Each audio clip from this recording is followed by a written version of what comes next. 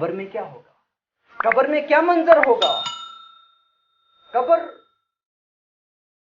وہ مقام ہے جہاں مرنے کے بعد ہر کسی کو قیامت تک رہنا ہے، اور اسی کا نام برزخی زندگی ہے۔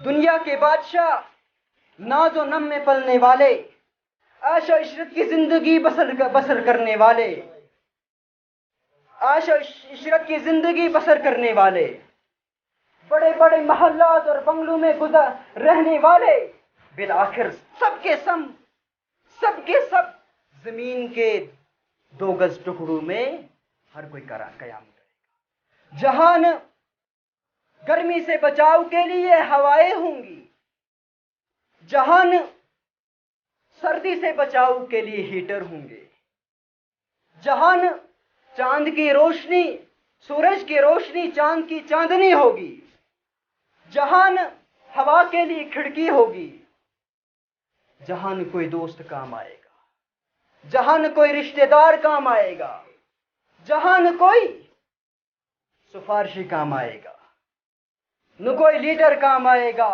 وہاں اگر کچھ کام آئیں گے وہ تمہارے نیک اعمال ہوں گے۔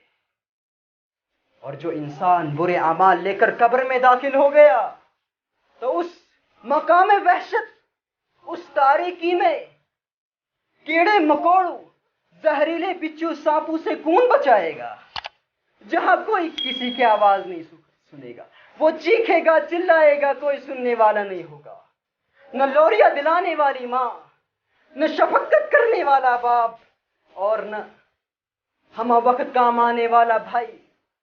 اسی لیے محمد رسول اللہ نے فرمایا کہ مجھے قبر سب سے خطرناک گھاٹی لگتی ہے، آخرت کی گھاٹیوں میں سب سے خطرناک گھاٹی وہ قبر لگتی ہے۔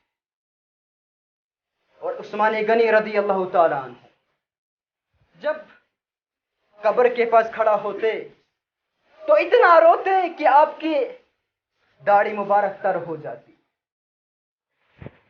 آپ سے پوچھا جاتا آپ کیوں رو رہے ہیں؟ جب آپ کے سامنے جنت کا ذکر کیا جاتا ہے، جہنم کا ذکر کیا جاتا آپ نہیں روتے ہیں، لیکن جب آپ کے سامنے قبر کا ذکر کیا جاتا اب روتے ہیں؟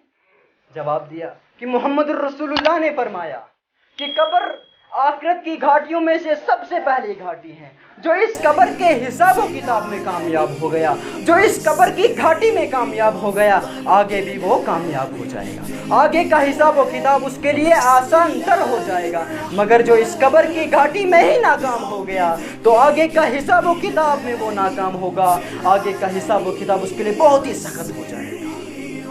اور محمد رسول اللہ فرماتے ہیں کہ اگر مجھے یہ ڈر نہ ہوتا کہ تم مردوں کو دفن کرنا چھوڑ دو گے، میں رب سے دعا کرتا کہ اے رب انہیں قبر میں جو بھی عذاب ہوتا ہے، جو بھی وحشتناک چیخیں ہوتی ہے وہ ان کو سنا دے کہ قبر میں کیا منظر ہوتا ہے، قبر میں کیا چیخو پکار ہوتا ہے۔